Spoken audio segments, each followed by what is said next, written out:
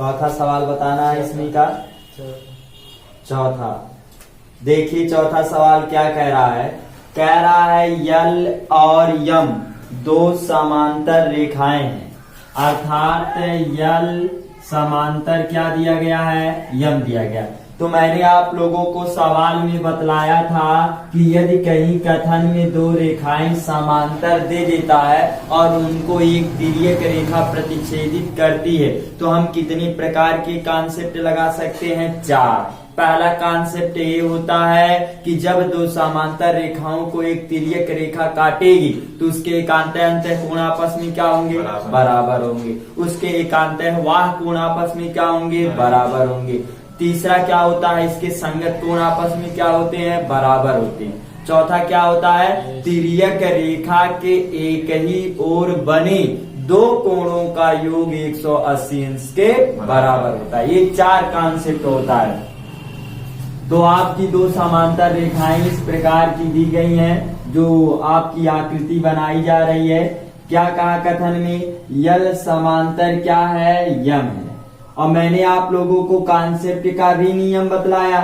Concept समांतर का concept मैंने क्या बतलाया था कि यदि दो रेखाओं के बीच की दूरी प्रत्येक जगह समान रहे तो कैसी रेखा कही जाएंगी, समांतर रेखा कही जाएंगी।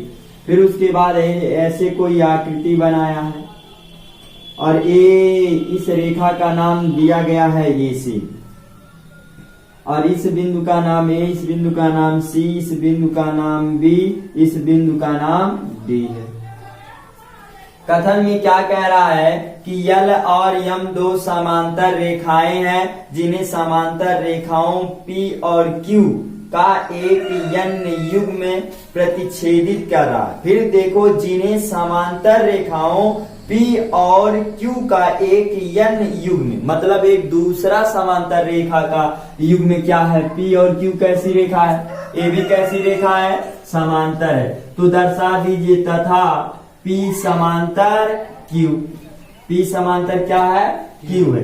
तो कह रहा है दर्शाइए कि त्रिभुज ए बी सी सर्वांगसम त्रिभुज, सर्वांगसम त्रिभुज सी डी ए। इतनी बात सभी को समझ में आया। ये आपके कथन में सिद्ध करना था। तो मैंने आप लोगों को बतलाया था कि सर्वप्रथम हेडिंग डाल करके ये लिखना रहता है जो दिया रहता है। तो हमने जब कथन को पढ़ा तो दो रेखाओं का युग्म जो दिया गया है वह क्या दिया गया है, समांतर। पहला समांतर कौन रेखा है, यल समांतर यम। दूसरा समांतर क्या है, पी समांतर क्यू। तो इसको हेडिंग डाल करके क्या लिख लेना है, दिया है कि। और दूसरी हेडिंग मैंने बतलाया था जो सिद्ध करना है। और तीसरी हेडिंग हमने क्या बतलाया था, प्रूफ। तो प्रूफ वाले में मैंने आप लोगों को बतलाया था जो दिया है उनको हम सर्वप्रथम क्या करेंगे, लिख लेंगे। तो आप ऐसा करिए, मैंने आप लोगों को बतलाया कि कहीं भी दो त्रिभुजों को सर्वांगसम त्रिभुज सिद्ध करना हो तो उन्हीं दोनों त्रिभुजों को पहले आप लिख लीजिए। किन दो त्रिभुजों को सर्वांगसम सिद्ध करना है, त्रिभुज ए बी सी और त्रिभुज सी डी। तो इन्हीं को ले लो। यदि इन्हीं दोनों त्रिभुजों में 3 प्रमाण मिल जाते हैं, भुजा कोण भुजा या कोण भुजा कोण या कोण कोण भुजा, इतने कॉन्सेप्ट मिल जाएंगे तो हम कह सकते हैं कि ये दोनों त्रिभुज कैसे हैं, सर्वांगसम है। तो इन्हीं को ले लो। तो लिखिएगा प्रूफ में, त्रिभुज ए बी सी तथा त्रिभुज सी डी ए में। अब इन्हीं दोनों त्रिभुजों में हम चलेंगे। इतनी बात क्लियर हुई। तो पहला क्या दिया था, यल समांतर लिखना, चूंकि यल समांतर यम। तो मैंने बताया था जिन दो आकृतियों को सर्वांगसम सिद्ध करना रहेगा उन दोनों आकृतियों को क्या करेंगे, हम अलग अलग उखाड़ के रख देंगे। तो उखाड़ो, पहले किस त्रिभुज को उखाड़ोगे, ए बी सी। देखो ए बी सी कहाँ, ये वाली है, तो मैंने ए बी सी वाले त्रिभुज को ऐसे उखाड़ दिया। तो जब मैंने उखाड़ा तो कुछ इस प्रकार की आकृति दिखाई दी, ए बी सी। फिर कौन सी त्रिभुज की आकृति हम उखाड़ेंगे, त्रिभुज सी डी ए। अब इस आकृति को उखाड़ो, सी डी ए। तो इस वाली भी आकृति को मैंने उखाड़ दिया, ऐसे उखाड़ दिया अलग अलग, ए सी डी ए हो गया। इतनी बात क्लियर हो गई। मैंने क्या बताया इस प्रकार के सवालों को सिद्ध करने का तरीका, कि जिन दो आकृतियों को या जिन दो अवयवों को सर्वांशम सिद्ध करना है उनको हम अलग अलग आकृतियों में तोड़ लेंगे। इतनी कॉन्सेप्ट क्लियर हो गया। अब आप देखिए, हमें इसमें इन दोनों आकृतियों में से 3 प्रमाण खोजना है। 3 प्रमाण खोजना है, तो हमारा दिया है यल समांतर यम। अब यहां देखो, ए यल समांतर क्या है, यम है। ए यल समांतर यम है। तो मैंने बताया था यदि कहीं भी 2 समांतर रेखाओं को एक तिर्यक रेखा प्रतिच्छेदित करेगी तो इसके एकांत अंतःकोण आपस में क्या होते हैं, और एकांत अंतःकोण कैसी आकृति बनाता है, जड़ की। तो देखो, ये जो मैं मार्कर है, रिपीट कर रहा हूं, दोहरा रहा हूं, ये कैसी आकृति बना रहा है। तो ए वाला जो कोण होगा, इस कोण के क्या होगा, इतनी बात क्लियर हो गई। तो इस कोण को हम देखो, ये कोण तो त्रिभुज सीडीए में चला गया, तो ए वाला कोण कहाँ है, ए बी सी, अर्थात ए वाला जो कोण है इस कोण के क्या हो गया, बराबर हो गया। ये पहला प्रमाण मिल गया। दूसरा प्रमाण खोजो आप। दूसरा प्रमाण हम क्या खोजेंगे, यहाँ पर देख रहे हैं कि ये कोण के बराबर। अब देखो, यल समांतर आपका यम है, तो एक तिर्यक रेखा का ये कार्य कर रही है कि नहीं कर रही है, तिर्यक रेखा का कार्य की, तो हमने एकांत अंतःकोण का कांसेप्ट लगा दिया। दूसरा कांसेप्ट आप देखिए, और कौन सी तिर्यक रेखा का कार्य कर रहा है। यदि मैं तिर्यक रेखा की बात करूं यहाँ पर, अब PQ भी कैसा है, PQ भी कैसा है। हमने पहला कांसेप्ट क्या लिया, यल समांतर यम लिया, तो तिर्यक रेखा का कार्य कौन किया, AC का किया कि नहीं किया। और क्या दिया है, समांतर। तो यहां पर आप लिख लीजिएगा, इतने कोण का नाम क्या करण करोगे, कोण ACB। तो क्या लिखेंगे, कोण ACB बराबर कौन सा कोण होगा आपका, उतने कोण का अल्फाबेट में नाम बताओ। मैंने बताया जिस बिंदु पे कोण बनेगा उसको बीच में, तो यहां से शुरू मत करो, या तो यहां से शुरू कर दो या तो यहां से। तो हम लिख दिए कोण CAD। प्रमाण कहां से मैंने लाया, प्रमाण हमारा क्या हो गया, एकांतर अंतःकोण से, एकांतर अंतःकोण से। इतना कॉन्सेप्ट क्लियर हो गया, ये हमारा प्रमाण हो गया। दूसरा देखिए, इन दोनों में कौन एक जैसा दिखाई दे रहा है, AB। इस त्रिभुज की भुजा AB, क्या उसमें AB है, नहीं।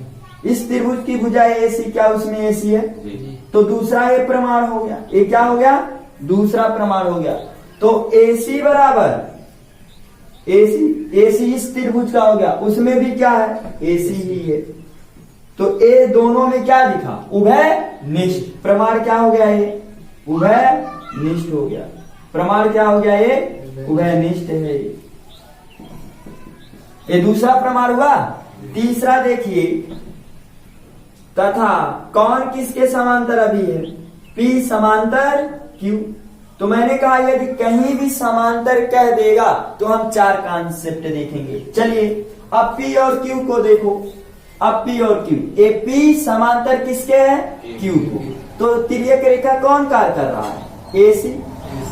2 समांतर रेखाओं को एक तिर्यक रेखा क्या कर रही है, प्रतिच्छेदित कर रही है। इसके एकांत अंतःकोण आपस में क्या होंगे, अब ध्यान से देखना, एकांत अंतःकोण जड़ की आकृति बना रहा है कि नहीं बना रहा, बना। तो ए वाला जो कोण है, इस कोण के क्या होगा, बराबर होगा। तो कोण ए वाला जो है, इस त्रिभुज का कोण ए जो है, इस त्रिभुज के किस कोण के बराबर है, C के बराबर। तो लिख दीजिएगा, लिखिएगा। इसलिए कोण, अब इस कोण का अल्फाबेट में नाम बताओ, कोण BAC बराबर कौन सा कोण, कोण ACD। ए डबल लाइन वाला डबल लाइन के बराबर है, ये दूसरा प्रमाण। ए भी मैंने कहां से लिखा, एकांतर अंतःकोण से लिखा। एकांतर अंतः कोण से लिखा। इतना क्लियर हो गया।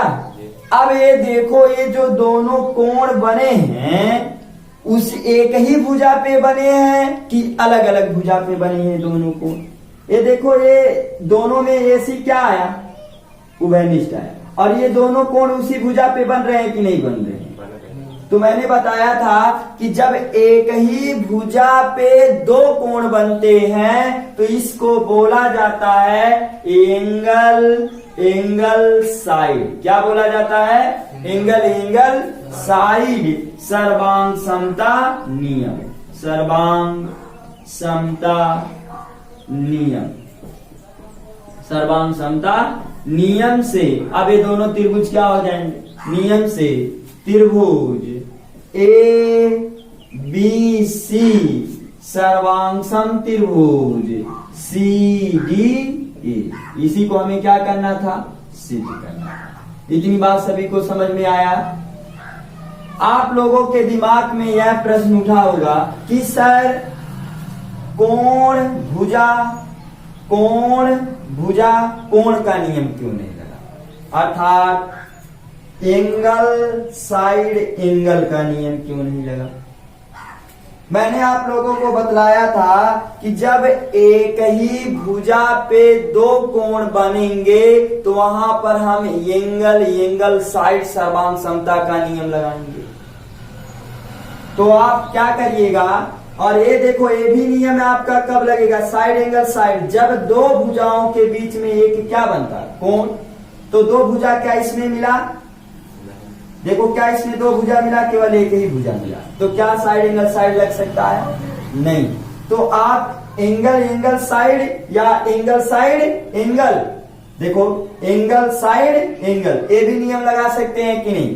तो इसको या करके ऐसे भी लिखा जा सकता है, एंगल साइड एंगल सर्वांग समता नियम से त्रिभुज दोनों क्या हो गए? सर्वांग सम हो गए। यही सिद्ध करना था। क्या और इस कथन में कुछ सिद्ध करना है? नहीं करना है। यदि और इसके शेष भाग आपस में सिद्ध करने रहते, अर्थात जैसे यदि हमें सिद्ध करना होता AB बराबर हमें सिद्ध करना होता AD, ये कैसे दोनों आपस में बराबर होते? ये दोनों त्रिभुज क्या हो गए? सर्वांग सम सिद्ध हो गए। तो मैंने कहा यदि कहीं दो त्रिभुज सर्वांग सम है तो उनके संगत भाग भी आपस में क्या होंगे? बराबर। संगत भाग का मतलब शेष बचा हुआ भाग, ये आपस में क्या हो जाएगा? बराबर। AB बराबर AD, BC बराबर CD। क्लियर हो गया? किस नियम द्वारा? CPCT नियम द्वारा। CPCT का मतलब है कोरेस्पोंडिंग कॉन्ग्रेचुलेंट ट्रिंगल, अर्थात सर्वांग सम त्रिभुज में संगत भाग बराबर होते हैं।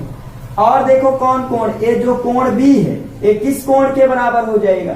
D के। किस नियम द्वारा? CPCT द्वारा। क्लियर हो गया? और क्या कोई शेष भाग बचा? अब कुछ भी नहीं बच रहा है, इतने ही हम केवल कर सकते थे। तो लेकिन इसमें एक ही सवाल सिद्ध करना था तो वो आपका सिद्ध हो गया। समझ में आया? इस प्रकार के कथनों को लगाने का सबसे बेस्ट तरीका जो दिया है उनको सर्वप्रथम लिख लीजिए, फिर जो सिद्ध करना है वह दूसरी हेडिंग बनाइए। प्रूफ में हमें उन्हीं को सबसे पहले लिखना रहता है जो दिया है। तो दो समांतर रेखाएं दी गई हैं तो हमने लिख लिया। और मैंने आपको पहले ही सचेत किया था कि यदि कहीं भी दो समांतर रेखाएं दी गई हो तो वहां पर हम चार कॉन्सेप्ट लगा सकते हैं, एकांतः अंतः कोण, एकांतः बाह्य कोण, संगत कोण और तिर्यक रेखा के एक ही ओर बने दो कोणों का योग 180 अंश के बराबर होता है। तो यही सब मैंने कॉन्सेप्ट का यूज किया। तीन प्रमाण मिल गए एंगल साइड एंगल के सर्वांग समता नियम से मैंने इन दोनों त्रिभुजों को सर्वांग सम सिद्ध कर दिया। आपके पांचवें सवाल की कुछ आकृति बनाई गई है और इस प्रकार की कोई आकृति है। तो मैंने आप लोगों को बताया था इस प्रकार के सवाल लगाने का सबसे बेस्ट तरीका कि हम कथन को सर्वप्रथम पढ़ेंगे और जो दिया है उसको हेडिंग डाल करके लिख लेंगे दिया है कि।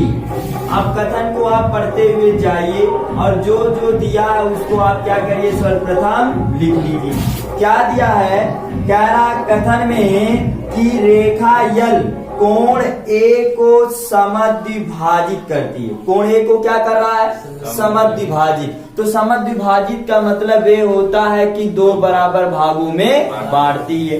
अर्थात ये जो छोटा वाला टुकड़ा है, इस छोटे टुकड़े के क्या होगा, तो ये कथन में क्या कर दिया है, दे दिया।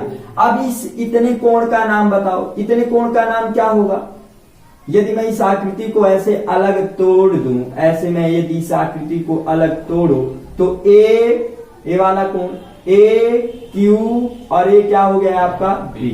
अब इस वाली भी, नीचे वाली भी आकृति को आप तोड़ दीजिए, तो नीचे वाले आकृति को तोड़ेंगे तो ए पी और ये आपका बी। तो यहां पर ध्यान दीजिए, जो इतना वाला कोण है, इस इतनी कोण के क्या है, बराबर। अब इतनी कोण को अल्फाबेट में मैं क्या लिख सकता हूं, जिस बिंदु पे कोण बनता उसको कहाँ लाना, बीच में। तो हमने कहा जिस बिंदु पे बनेगा वहां से शुरू नहीं करना, कहीं दूसरे से। तो क्या लिख सकते हैं, कोण बी ए क्यू बराबर क्या, कोण पी ए बी। तो लिख दीजिए, दिया है कोण बी ए क्यू बराबर कोण कितना, पी ए बी या बी ए पी। आप ये भी लिख सकते हैं, तभी भी बीच में आएगा। इतनी बात क्लियर हो गई। ये मैंने कहां से लिखा है, क्योंकि वह कथन में क्या किया है, दिया है। कह रहा कि कोण ए को यल रेखा समद्विभाजित। तो समद्विभाजित का मतलब इसको दो बराबर भागों में क्या कर रही है, बांट रही है। फिर आगे कह रहा है बीपी और बीक्यू कोण ए की भुजा पर बी से डाले गए लंब है। क्या कह रहा है, लंब है। तो मैंने बताया यदि कहीं लंब कह देता है या इस प्रकार की आकृति दिखाई देती है तो ये कितने डिग्री का कोण बनाता है, 90 डिग्री का। क्लियर हो गया। तो इसको भी मैं लिख सकता हूं, क्या लिख सकता हूं, कोण। अब लिखिए आप, कोण किस पे 90 डिग्री का कोण बन रहा है, किस बिंदु पे, क्यू बिंदु पे। तो कोण क्यू बराबर कौन सा, कोण पी बराबर कितना, 90। ए भी दिया है क्योंकि कथन में साफ कहा है, लंब है। फिर आगे कथन क्या कह रहा है, दर्शाइए की। दर्शाइए का मतलब क्या हो गया, सिद्ध करना है। तो दूसरी हेडिंग डालिएगा, सिद्ध करना है कि। क्या सिद्ध करना है, हमें सिद्ध करना है त्रिभुज ए पी बी सर्वांगसम त्रिभुज ए क्यू बी। हमें इन दोनों त्रिभुजों को क्या सिद्ध करना है, सर्वांगसम। दूसरी हमें क्या सिद्ध करना है, बीपी बराबर, दूसरा अवयव हमें सिद्ध करना है बीपी बराबर बी क्यू। तो मैंने बताया था कि यदि कहीं दो त्रिभुज सर्वांगसम सिद्ध हो जाएंगे तो भाग की जितने भी शेष बचेंगे भाग, वह किस नियम से सिद्ध हो जाएंगे, सीपी सीटी द्वारा। तो अब आप लोगों को मैंने प्रूफ में बतलाया था कि प्रूफ में हम उन्हीं अवयवों को लेंगे जो पहले दिया है गया होगा। तो उनको पहले लिख लो जो दिया है। क्या दिया है आपका, कोण बी ए क्यू बराबर कितना अंश, 90। कोण बी ए क्यू बराबर किसके बराबर दिया है, कोण पी ए बी के बराबर दिया है। और क्या दिया है, कोण क्यू बराबर कोण पी बराबर कितना अंश, 90। प्रमाण हमारे पास कहां से है, मैंने लिखा, दिया है। ये प्रमाण हो गया। तो देखो दो प्रमाण दिया है कि नहीं दिया है, तो इसका मतलब हमें केवल एक ही प्रमाण खोजने की आवश्यकता है। केवल हमें एक ही प्रमाण खोजने की आवश्यकता है। खोजने का सबसे बेस्ट तरीका मैंने बताया कि जिन दो आकृतियों को सर्वांगसम सिद्ध करना उनको अलग तोड़ो। किन दो आकृतियों को अलग तोड़ेंगे, ए पी बी। देखो ए पी बी अलग निकल गया, ए क्यू बी अलग अलग मैंने तोड़ लिया। अब देखो दो प्रमाण तो ऐसे साफ दिखाई दे रहे हैं, ए वाला कोण इस कोण के बराबर, ए वाला कोण इस कोण के बराबर। तीसरा प्रमाण देखो इसी में उभयनिष्ठ दिखेगा। उभयनिष्ठ का मतलब एक जैसा। अब मिलाओ, इसमें ए क्यू है, क्या दूसरे वाले त्रिभुज में ए क्यू है, इसमें ए बी है, क्या दूसरे वाले में भी है। तो क्या दोनों में उभयनिष्ठ मिल गया? AB। तो इस त्रिभुज का AB बराबर उस त्रिभुज का AB। प्रमाण हमारे पास क्या हो गया? उभयनिष्ठ हो गया। क्या हो गया? ये उभयनिष्ठ हो गया आपका, उभयनिष्ठ, ये प्रमाण हो गया। इतनी बात क्लियर हो गई। अब मैंने आप लोगों को बतलाया था 3 नियम। कौन सा नियम? Side angle side. Side angle side कब लगता है? जब दो भुजाओं के बीच में क्या बने? एक कोण। तो दो भुजा क्या कहीं मिल रही है? देखो, कहीं दो भुजा इसमें है? नहीं है। दो कोण है और एक क्या है? भुजा है, अर्थात एक प्रमाण नहीं लगेगा। दूसरा प्रमाण मैंने क्या बताया था? Angle side angle. Angle side angle कब लगता है? जब एक ही भुजा पे कितने कोण बनते हैं? 2 कोण बनते हैं। देखो, एक ही भुजा पे 2 कोण बन रहे हैं कि नहीं? क्या मिला है? उभयनिष्ठ AB। AB यहाँ, तो AB पे देखो केवल एक ही आपकी कोण मिल रहा है। एक ही कोण मिला कि नहीं मिला? क्या दूसरा कोण बना इसपे? नहीं मिला। तो इसका मतलब ये भी नियम नहीं लगेगा। तो तीसरा नियम क्या बचा था आपका? Angle angle side. क्या बचा नियम? Angle angle side. तो देखो, 2 कोण और एक भुजा।